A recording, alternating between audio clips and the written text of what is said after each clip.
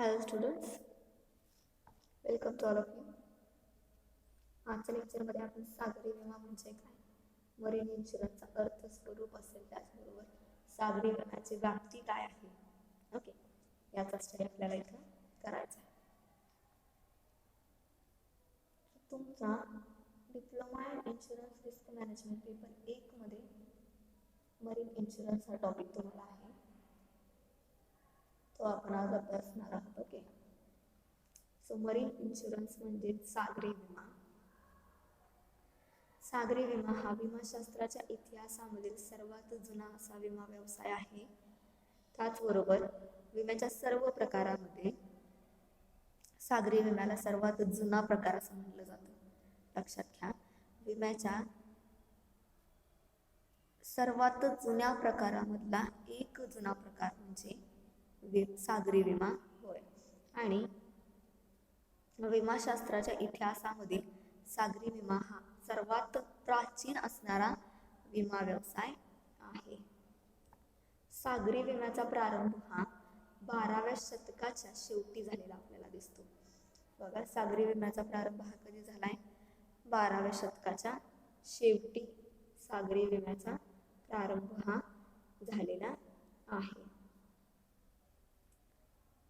इटालीतील Venice, गेनोआ व Florence, लक्षात घ्या, इटालीतील व्हेनिस, गेनोआ व फ्लॉरेन्स या शहरामधून सागरी विम्याची संकल्पना, या शहरातील व्यापारामधून सागरी विम्याची संकल्पना उदयास आली. समजते? विमाशास्त्राच्या इतिहासामधला सर्वात प्राचीन आणि जुना असणारा सागरी विमा हा व्यवसाय आहे. आणि विम्याच्या सर्व प्रकारामध्ये सर्वात जुना विमा प्रकार हा आहे. सागरी विम्याचा प्रारंभ 12व्या शतकाच्या शेवटी झालेला आहे.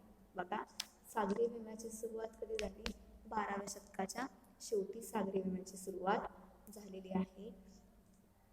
आणि इटलीमधील व्हेनिस, गेनोआ व फ्लॉरेन्स या शहरामधील व्यापारातून सागरी विम्याची संकल्पना उदयास आली आहे. आज 20व्या शतकामध्ये सागरी विम्याचा विकास हा जास्तीत जास्त अधिक प्रमाणात झालेला आपल्याला दिसून येतो. बघा, आता सध्याच्या शतकामध्ये सागरी विम्याचा विकास हा जास्तीत जास्त झालेला आहे. आंतरराष्ट्रीय व्यापारामध्ये सागरी विम्याचं महत्त्व दिवसेंदिवस वाढत असताना आपल्याला दिसतं. जो काही आंतरराष्ट्रीय व्यापार होणार आहे, त्या आंतरराष्ट्रीय व्यापारामध्ये सागरी विम्याचं महत्त्व दिवसेंदिवस वाढत गेलं आहे.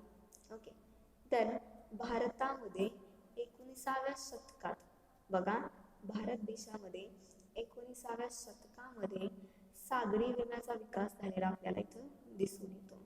त्यापूर्वी बघा, भारतामध्ये सागरी विम्याचा विकास कधी झालाय? 19व्या शतकात. लक्षात ठेवा, तुम्हाला हे MCQ ला विचारलं जाणार आहे. भारत देशामध्ये सागरी विम्याचा विकास हा 19व्या शतकात झालेला आहे.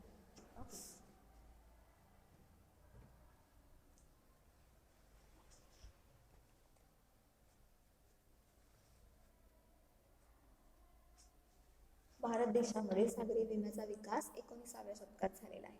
ओके, त्यापूर्वी भारत देश आणि ब्रिटन यांच्यामध्ये,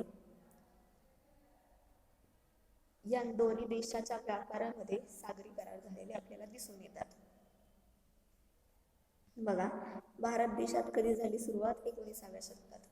ओके, परंतु त्या अगोदर भारत देश आणि ब्रिटन देश या दोघांमधील जे व्यापार होत होते, त्या व्यापारामध्ये सागरी करार झाले होते. मग ते सागरी करार कसे झाले? जर भारत देशामध्ये 19व्या शतकात सागरी विमा आला असेल, तर त्या दोघांमध्ये सागरी करार कसे झाले? तर ब्रिटन देशातील विमा संस्थांमार्फत हे सागरी करार केले जात असायचे. म्हणून भारत देशामध्ये 1938 साली 1938 मध्ये विमा कायदा हा संमत करण्यात आला. ओके. आणि त्यामध्ये सागरी विमा व्यवसायाच्या संबंधी अनेक तरतुदी होत्या. बघा, त्यामध्ये सागरी विमा व्यवसायाच्या संबंधित असणाऱ्या तरतुदी ह्या अनेक होत्या. परंतु 1963 मध्ये सागरी विम्याचे वैशिष्ट्यपूर्ण व गुंतागुंतीचं स्वरूप लक्षात आलं आणि विमा महामंडळानं सागरी विमा कायदा हा सेपरेटली स्थापन केला किंवा संमत केला. ओके, लक्षात घ्या. भारत देशामध्ये 1938 मध्ये विमा कायदा हा संमत करण्यात आला. त्यामध्ये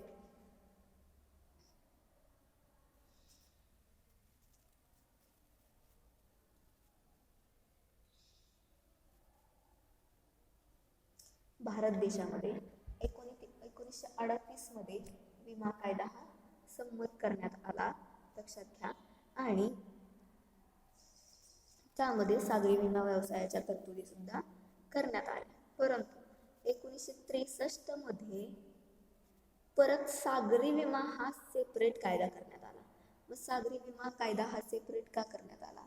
तर सागरी विमा कायद्याचे जे स्वरूप होतं, ओके, सागरी विमा कायद्याचे स्वरूप हे वैशिष्ट्यपूर्ण आणि अतिशय गुंतागुंतीचं असल्याने सागरी विमा कायदा हा सेपरेटली तयार करण्यात आला. ओके. आणि परिणामी सागरी विमा व्यवसायाला त्या कायद्यातील तरतुदी तिथं लागू झाल्या. ते सागरी विम्याचा अर्थ बघा. सागरी विमा कायद्याप्रमाणे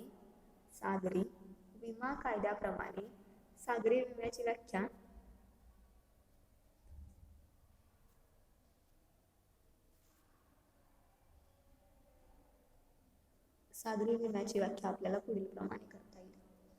सागरी विमा कायद्याप्रमाणे सागरी विम्याची व्याख्या केली गेली आहे.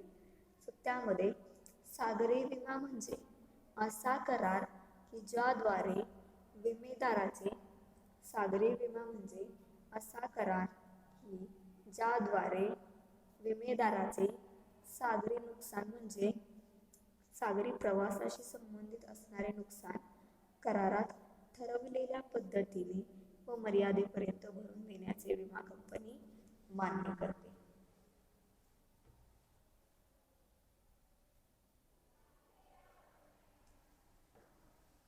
बघा काय सांगितलंय. सागरी विमा म्हणजे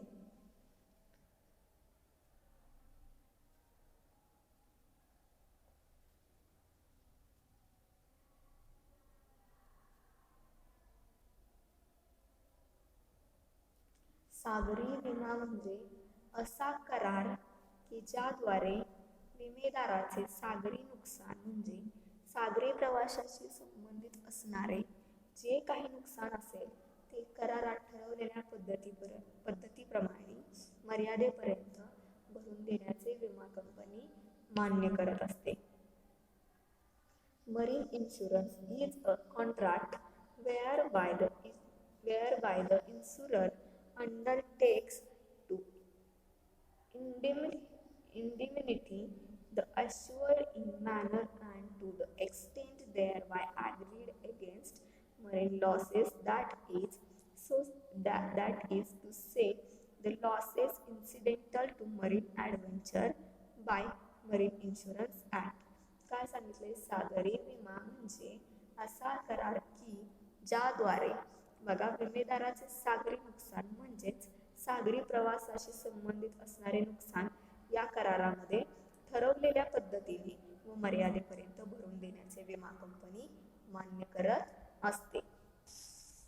ओके.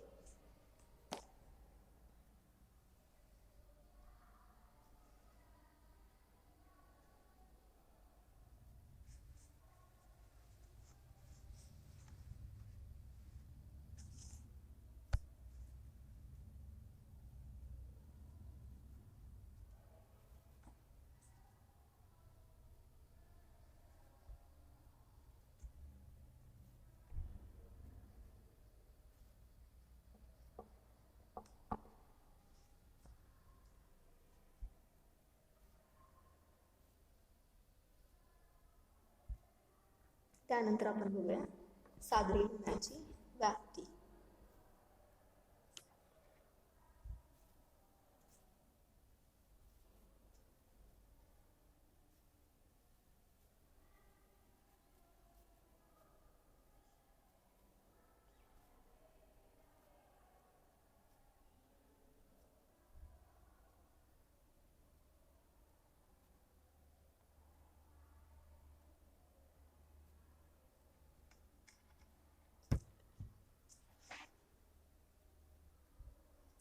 सागरी विम्याच्या व्याप्तीमध्ये तुम्हाला 4 पॉईंट सांगितले. 4 पॉईंट्समध्ये सागरी विम्याची व्याप्ती एक्सप्लेन केली आहे. ओके, त्यामध्ये जहाजावरील मालाचा सागरी विमा. जहाजावरील मालाचा सागरी विमा. जहाजाचा विमा, जहाज भाडे विमा, तृतीय पक्ष दायित्व विमा. जहाजावरील मालाचा सागरी विमा, कार्गो इन्शुरन्स. जहाजाचा विमा. तिसरा पॉइंट जहाज भाडे विमा आणि चौथा पॉइंट तृतीय पक्ष दायित्व विमा.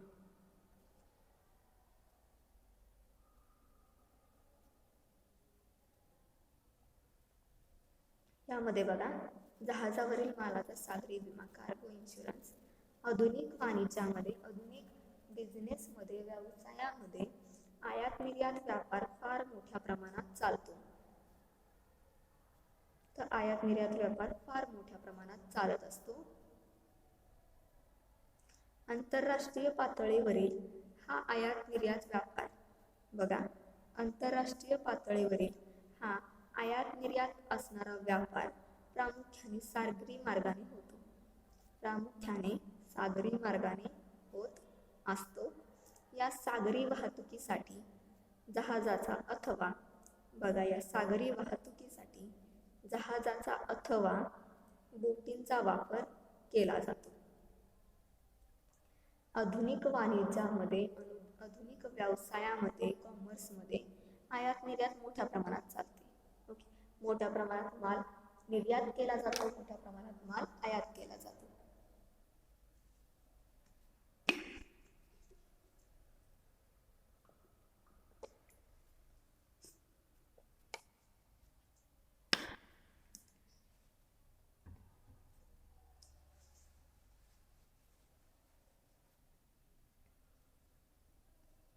आणि आंतरराष्ट्रीय पातळीवरील आयात निर्यात जी होते ती आयात निर्यात प्रामुख्याने सागरी मार्गाने होत असते. बघा, आंतरराष्ट्रीय पातळीवर जी आयात आणि निर्यात होत असते ती प्रामुख्याने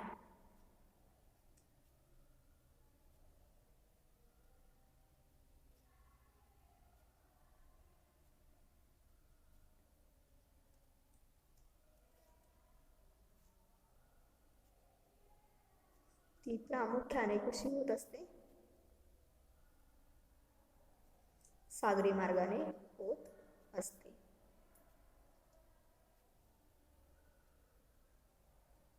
या सागरी वाहतुकीसाठी जहाजांचा किंवा बोटींचा वापर केला जात असे.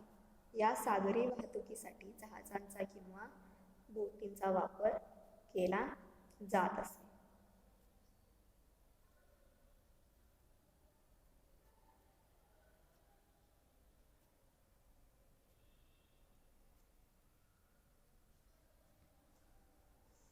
जहाजामध्ये अवजड यंत्रे, मोठमोठे व जड असे यांत्रिक सुटे भाग. जहाजामध्ये अवजड यंत्रे व मोठमोठे सुटे भाग, कच्चा माल, कोळसा,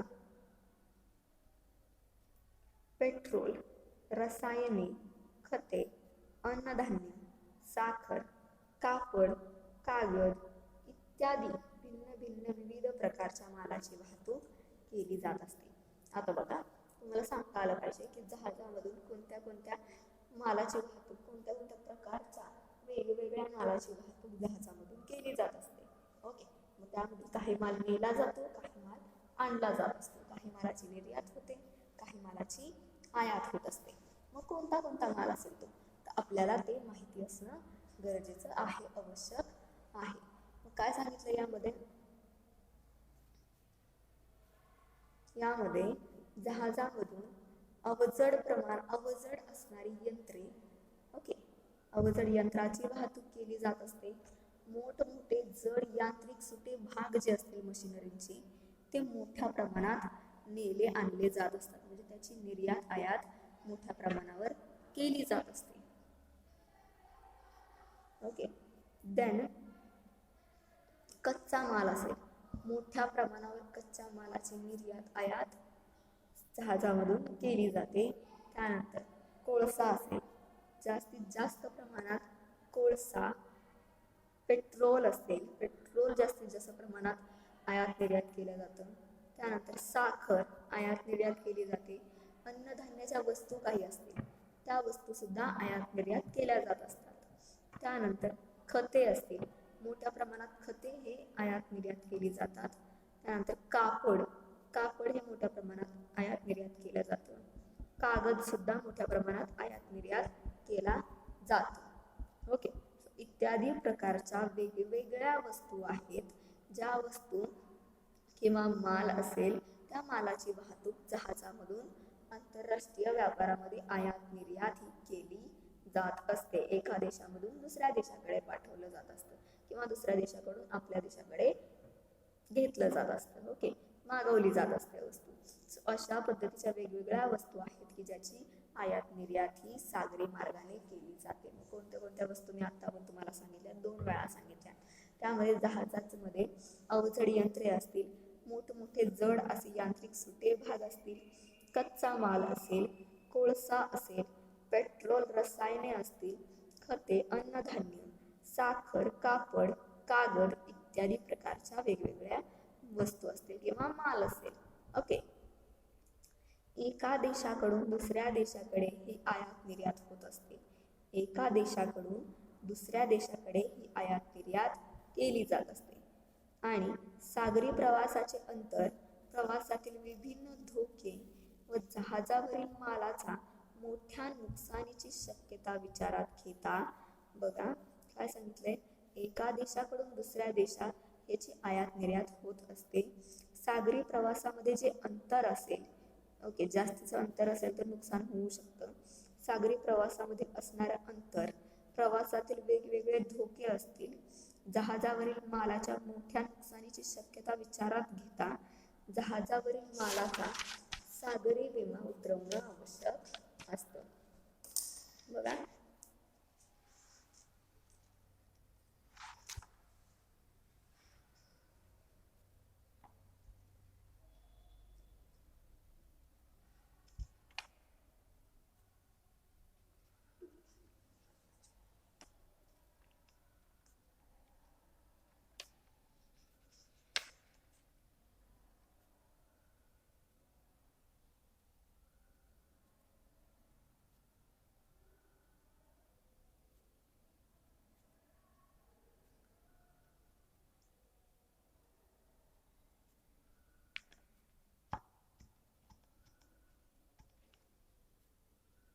सागरी प्रवासाचं अंतर असेल, प्रवासातील वेगवेगळे धोके असतील व जहाजावरील मालाच्या मोठ्या नुकसानीची शक्यता विचारात घेता, कारण जहाजावर जर मालाचं नुकसान झालं तर त्याची रक्कम जी असणार आहे ती अतिशय मोठी असते, कारण मोठ्या प्रमाणात माल हा आयात निर्यात केला जात असतो.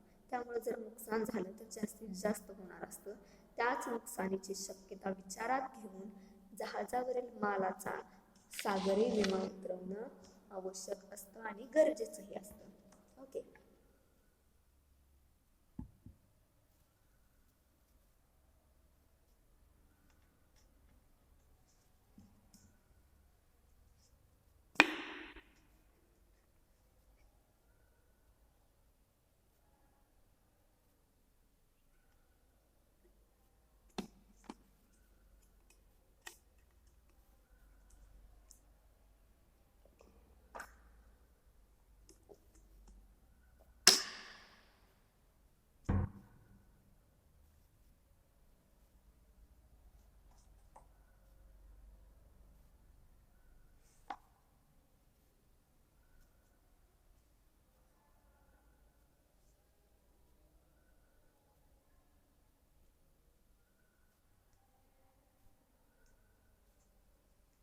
आणि जहाजावरील मालाचा सागरी विमा काढल्याशिवाय कोणताही व्यापारी माल पाठवण्याचा धाडस इथं करत नाही. बघा, जहाजावरील मालाचा सागरी विमा काढल्याशिवाय कोणताही व्यापारी माल पाठवण्याचं धाडस करत नाही, कारण कोणताही व्यापारी तिथं रिस्क घेण्यास तयार नसतो. कारण जी रिस्क घेतली जाणार आहे ती अतिशय मोठ्या प्रमाणात धोक्याचं नुकसानीची शक्यता होण्याची शक्यता असते. त्यामुळं तिथं रिस्क घ्यायला कोणताही व्यापारी तयार नसतो. त्यामुळं विमा जर काढलेला असेल तरच व्यापारी काय करतात, आपला माल पाठवत असतात. ओके. सागरी विम्यात विमा हा सर्वात महत्वाचा समजला जातो. बघा, सागरी विम्यामध्ये विम्याला अतिशय महत्वाचं स्थान दिलेलं असून सागरी विम्यामध्ये विमा हा अतिशय महत्वाचा समजला जातो. देन दुसरा पॉइंट तुम्हाला सांगितला तो म्हणजे पण विम्याची व्याप्ती बघतोय ना. येस. सेकंड पॉइंट, जहाजाचा विमा, फुल इन्शुरन्स. काय सांगितलंय जहाजाच्या विम्यामध्ये? आंतरराष्ट्रीय व्यापारामध्ये जहाज अथवा बोट फार महत्वाचं वाहतुकीचं साधन आहे. जहाज बोट नसेल तर वाहतूक कशी होणार हा प्रश्न आहे. ओके. त्यासाठी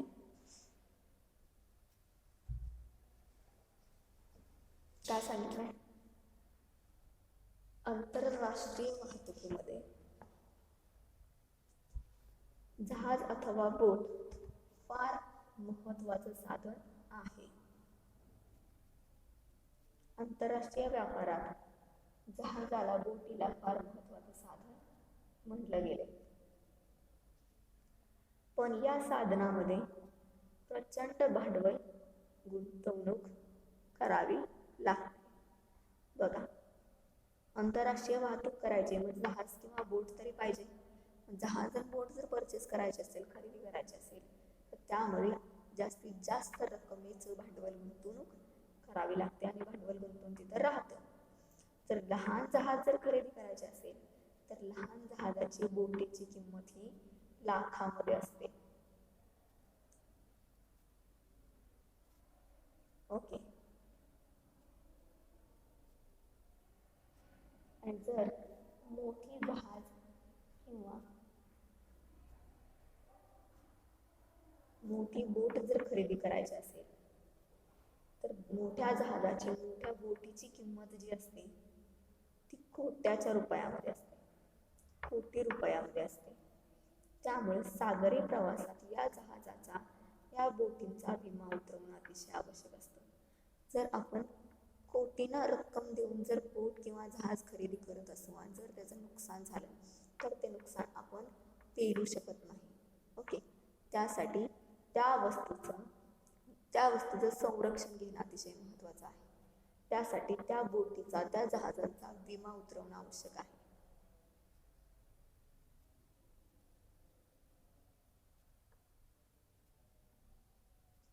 विमा कंपन्या सुद्धा सागरी धोक्यांविरुद्ध जहाजांना व आगबोटींना विमा संरक्षण देतात. बघा, आणि विमा कंपन्या सुद्धा जहाजांना, बोटींना संरक्षण देत असतात.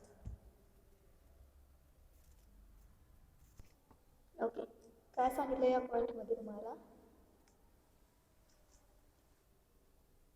जहाजाचा विमा उतरवणं किती महत्वाचं आहे.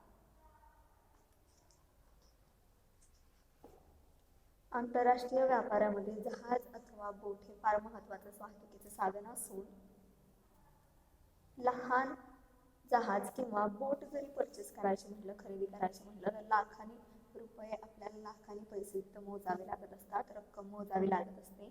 तर मोठ्या जहाजाची किंमत ही कोट्यावधीमध्ये असते. ओके. कोट्यावधीमध्ये रुपये आपल्याला तिथं मोजावे लागत असतात. त्यामुळे सागरी प्रवासात या जहाजांचा, बोटींचा विमा उतरवणं अत्यंत आवश्यक असतं. अशा विमा कंपन्या सुद्धा सागरी धोक्यांविरुद्ध जहाजांना व आगबोटींना विमा संरक्षण देण्याचे कार्य करत असतात. सागरी धोक्याचे स्वरूप पाहता, सागरी धोक्याचे स्वरूप हे लक्षात घेता जहाज कंपन्या, जहाज मालक आपल्या सर्व जहाजांचा विमा उतरवत असतात. अशा जहाजाचा विमा सागरी विम्यामध्ये इन्क्लूड असतो, इन्व्हॉल्व असतो. ओके. काय सांगितलंय? विमा कंपन्या सागरी धोक्यांविरुद्ध जहाजांना व आगबोटींना विमा संरक्षण देण्याचे काम करतात आणि सागरी धोक्याचे स्वरूप पाहता किंवा सागरी धोक्याचे स्वरूप लक्षात घेता जहाज कंपन्या, जहाज मालक सर्व जहाजाचा विमा काढतात. अशा जहाजाचा विमा सागरी विम्यामध्ये अंतर्भूत असतो, इन्व्हॉल्व असतो. ओके.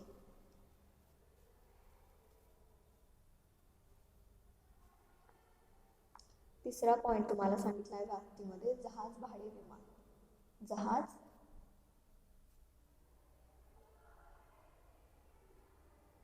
भाडे विमा.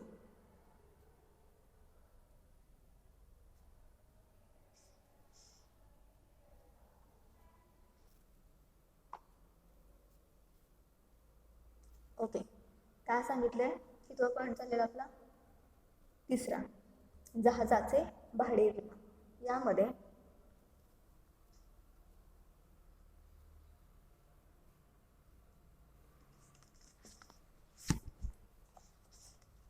सागरी विम्यामध्ये जहाज भाड्याचा विमा सुद्धा घेतला जातो. बघा, सागरी विम्यामध्ये जहाज भाड्याचा विमा सुद्धा घेतला जातो. सागरी वाहतूक करताना माल वाहतुकीचे भाडे निर्यातक देत नसतो. सागरी वाहतूक करत असताना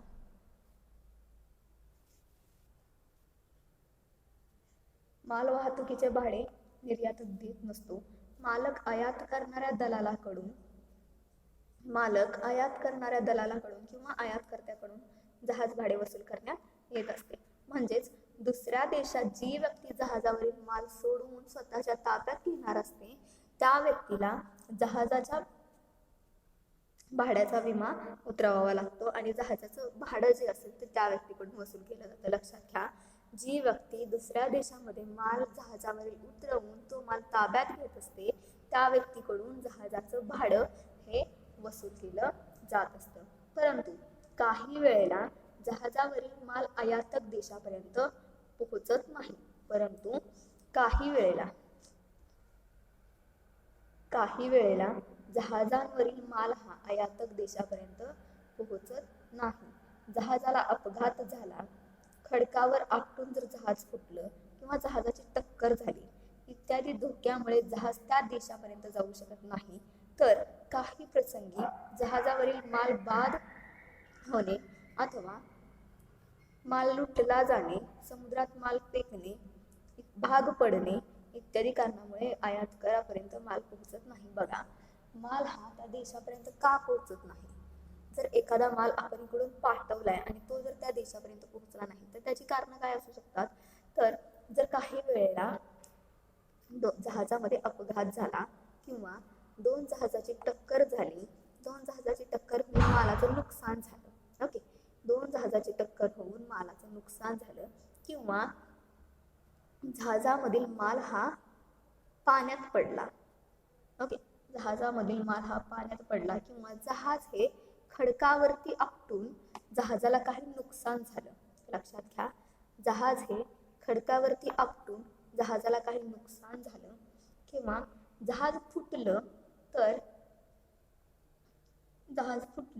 तर तो माल त्या देशापर्यंत पोहोचत नाही.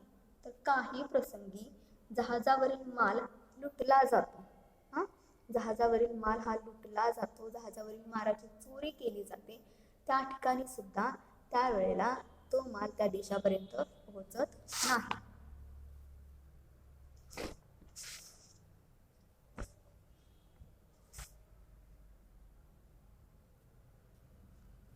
अशा परिस्थितीमध्ये जहाज भाडे कोणाकडून वसूल करावे?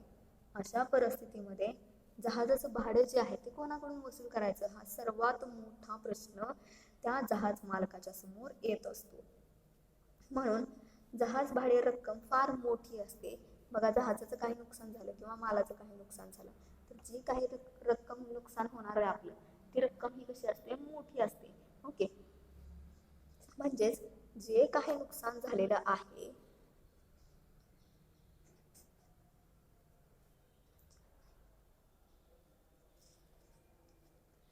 जे काही नुकसान होणार आहे ते नुकसान कसं असणार आहे, आपलं जास्त रकमेचं असणार आहे आणि ते नुकसान इथं जहाज मालकाला पेलता येणार नाही. ओके, त्यामुळं जहाज भाडे रक्कम मोठी होत असल्याने जर भाडं बुडालं तर जहाज कंपनीचं नुकसान हे इथं अधिक होत असतं. बघा, जहाजाची रक्कम भाड्याची जी असणार आहे ती मोठी असल्यामुळे जर तेवढं नुकसान झालं तर ती जहाज कंपनीचं नुकसान जास्तीत जास्त होणार असतं. त्यामुळं कंपनी जहाज भाडं बुडाल्यास होणाऱ्या नुकसानीविरुद्ध विमा काढत असते. त्यामुळे जहाज कंपनी जी असेल, जहाजाचं काही प्रमाणात जरी नुकसान झालं तरी त्याच्याबद्दल आपल्याला नुकसान भरपाई मिळावी या हेतूनं, या उद्देशानं काय करत असते, विमा काढत असते. जहाज भाड्याची रक्कम लक्षात घेता, बघा, जहाजाच्या भाड्याची रक्कम लक्षात घेता विमा कंपनी सुद्धा सागरी विम्याअंतर्गत जहाज भाडं देण्याची व्यवस्था करत असते. जहाज भाड्याची रक्कम लक्षात घेऊन विमा कंपनी जहाज भाड्याची रक्कम ही लक्षात घेऊन विमा कंपनी काय करत असते,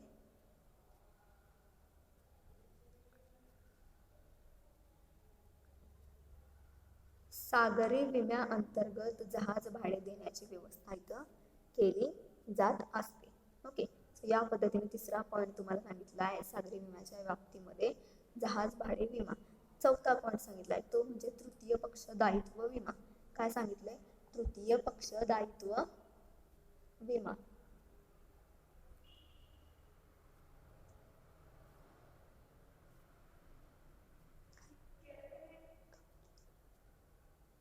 चौथा पॉईंट सांगितलाय तृतीय पक्ष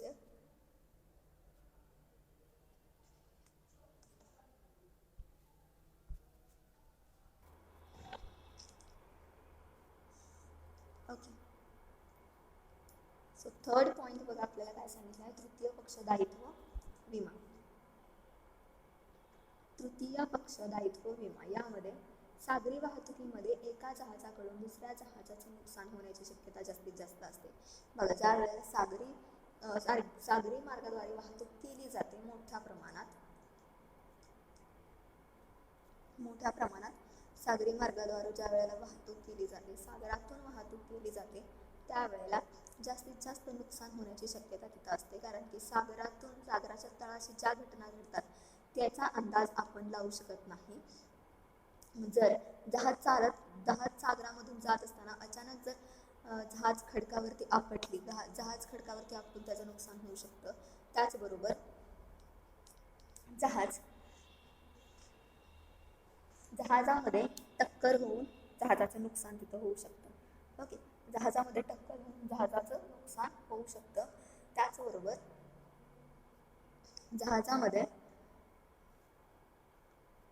जहाजाला अचानक जर भोग पडलं तर जहाजामध्ये पाणी येऊन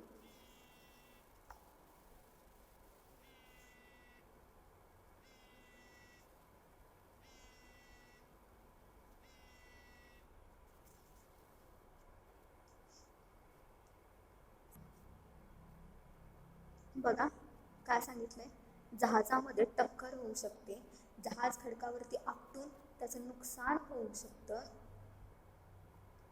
जहाज एकमेकांवरती आपटून त्याचं नुकसान होऊ शकतं, किंवा जहाजामध्ये जो काही माल आपण नेत आहोत किंवा आणत आहोत त्याची चोरी होऊ शकते, तो माल लुटला जाऊ शकतो.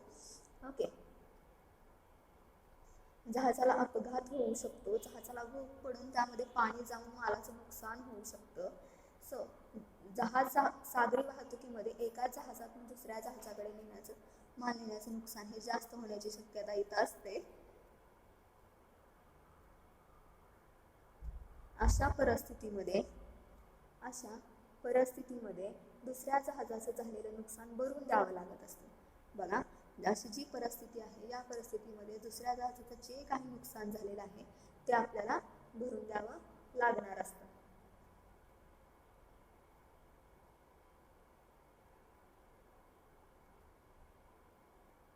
दोन पैकी ज्या जहाजाची चूक असेल, आता बघा, जहाजाची जर टक्कर झाली, ओके, त्या जहाजाच्या टक्करीमध्ये जे काही नुकसान होणार आहे ते तर भरून देणार आहे विमान कंपनी, ओके, जहाजाला. परंतु ज्या जहाजाकडून टक्कर झाली किंवा त्या टक्करमध्ये अपघातामध्ये ज्या जहाजाची चूक होती जहाज कंपनीने किंवा जहाज मालकाने अपघाताची जबाबदारी स्वीकारून नुकसान भरपाई देणं तिथं आवश्यक असतं. काय सांगितलंय, ज्या दोन पैकी ज्या जहाजाची चूक असेल त्या जहाज कंपनीनं किंवा जहाज मालकानं अपघाताची जबाबदारी स्वीकारायची आणि नुकसान भरपाई देणं आवश्यक असतं. आणि तिथं जहाज कंपनीला नुकसान भरपाई तिथं दिली जात असते. अशा प्रकारे नुकसानीची रक्कम जी असेल, अशा पद्धतीनं नुकसानीची रक्कम जी असेल ती लक्षात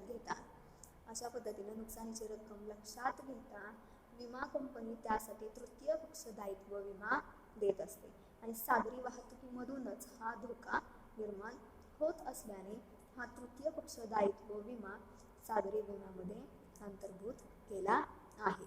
ओके, सो या पद्धतीने आपण विम्याची मरीन इन्शुरन्स सागरी विम्याची व्याप्ती बघितली. ती 4 पॉईंटमध्ये तुम्हाला सांगितले. काय पहिला पॉईंट होता तो म्हणजे इथं काय ते दिसतं, जहाजावरील मालाचा सागरी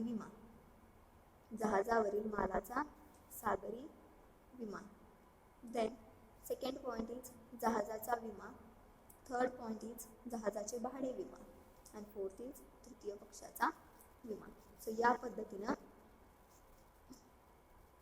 3 ते 4 पॉईंटमध्ये आपल्याला व्याप्ती सांगितलेली आहे आणि आपण विम्याचा अर्थही बघितला. त्याचबरोबर विम्याची व्याख्या, सागरी विम्याची व्याख्या पण बघितली. व्याख्यामध्ये काय सांगितले, सागरी विमा म्हणजे असा विमा की ज्याद्वारे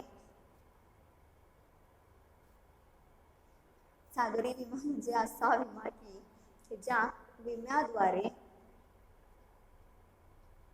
विमेदाराचे सागरी नुकसान म्हणजे सागरी प्रवासाशी संबंधित होणारं नुकसान ते त्या नुकसान करारात ठरवलेल्या पद्धतीनं मर्यादेपर्यंत भरून देण्याचा विमा कंपनी काय करत असते, मान्य करत असते. ओके, सागरी विमा म्हणजे असा करार की ज्याद्वारे विमेदाराचे सागरी नुकसान म्हणजे सागरी प्रवासाशी संबंधित असणारे नुकसान करारात ठरवलेल्या पद्धतीनं व मर्यादेपर्यंत भरून देण्याचे विमा कंपनी मान्य करत असते. या पद्धतीनं आपण त्याची व्याख्याही पाहिली. आता सागरी विमा जर म्हणलं तर विमाशास्त्राचा जो काही इतिहास असेल त्या विमाशास्त्राच्या इतिहासामध्ये सागरी विमा हा सर्वात प्राचीन विमा व्यवसाय आहे. काय सांगितलंय बघा, विमाशास्त्राच्या इतिहासामध्ये सागरी विमा हा अतिशय प्राचीन असा विमा व्यवसाय आहे. विम्याच्या सर्व प्रकारामध्ये सागरी विमा हा सर्वात जुना विमा प्रकार आहे. ओके, आणि सागरी विम्याची सुरुवात ही 12व्या शतकाच्या शेवटी झालेली आपल्याला दिसून येते. ओके, त्याचबरोबर भारतामध्ये 1938 साली विमा कायदा हा संमत करण्यात आला. लक्षात घ्या, भारत देशामध्ये 1938 मध्ये विमा कायदा हा संमत करण्यात आला. त्यामध्ये सागरी विम्याच्या तरतुदी होत्या, परंतु सागरी विम्याची प्रोसेस, सागरी विम्याची कार्यपद्धती बघता ती कार्यपद्धती अतिशय गुंतागुंतीची असल्याने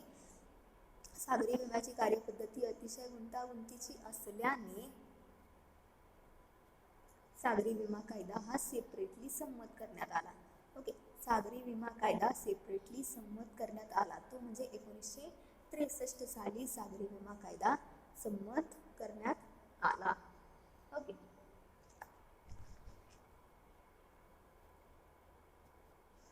त्याचबरोबर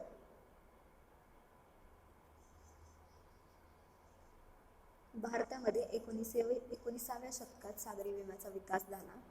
भारतामध्ये 19व्या शतक जे झालं, 19व्या शतकामध्ये सागरी विम्याचा विकास झाला आणि त्यातूनच त्यापूर्वी लक्षात घ्या 19व्या शतकात विकास झाला, परंतु त्यापूर्वी भारत आणि ब्रिटन यांच्यामधील व्यापारामध्ये सागरी विम्याचे करार आढळले. भारत आणि ब्रिटन यांच्यातील व्यापारामध्ये सागरी विम्याचे करार दिसून आले. आता भारत आणि ब्रिटनमध्ये करार झाला म्हणजे तो करार कशा पद्धतीने झाला, 19व्या शतकात तर आपल्या इथं विमा आला भारत देशामध्ये, मग त्याच्या अगोदर जे करार होत होते ते कसे झाले, तर ब्रिटन जो देश आहे, ब्रिटन देशातील विमा संस्थांद्वारे ते व्यापारी करार केले जात असायचे. मग ते पाहून भारत देशामध्ये 19 1938 साली विमा कायदा हा संमत करण्यात आला. आता त्या विमा कायद्यामध्ये सुद्धा सागरी विम्याच्या तरतुदी होत्या, परंतु सागरी विम्यासाठी काय केलं गेलं, सागरी विम्यासाठी स्वतंत्र अशा पद्धतीनं सागरी विमा कायदा तयार केला गेला. ओके, आता स्वतंत्र सागरी विमा कायदा तयार केला म्हणजेच काय, तर सागरी विम्याची जी कार्यपद्धती होती ती अतिशय गुंतागुंतीची आणि वैशिष्ट्यपूर्ण असल्याने, किचकट असल्याने सागरी विमा कायदा हा सेपरेट तयार केला गेला. ओके, त्यामुळे सागरी विमा हा विम्याच्या प्रकारामध्ये येतो. सागरी विमा असेल, अग्नी विमा असेल, अपघात विमा असेल, मोटर विमा असेल, असे वेगवेगळे मग त्याचे प्रकार पडले गेले. ओके, तर या लेक्चरमध्ये आपण काय पाहिले, सागरी विमा म्हणजे काय, सागरी विम्याचा अर्थ, त्याची प्रस्तावना, त्याच्या व्याख्या आणि सागरी विम्याची व्याप्ती. सागरी विम्याच्या व्याप्तीमध्ये 4 पॉईंट बघितले. पहिला म्हणजे जहाजावरील मालाचा विमा. दुसरा पॉईंट आहे तो म्हणजे जहाजाचा विमा. तिसरा पॉईंट आहे जहाज भाडे विमा. चौथा पॉईंट आहे तृतीय पक्ष दायित्व विमा. ओके, सो या पद्धतीनं आपण पॉईंट्स बघितलेले आहेत. थँक्यू.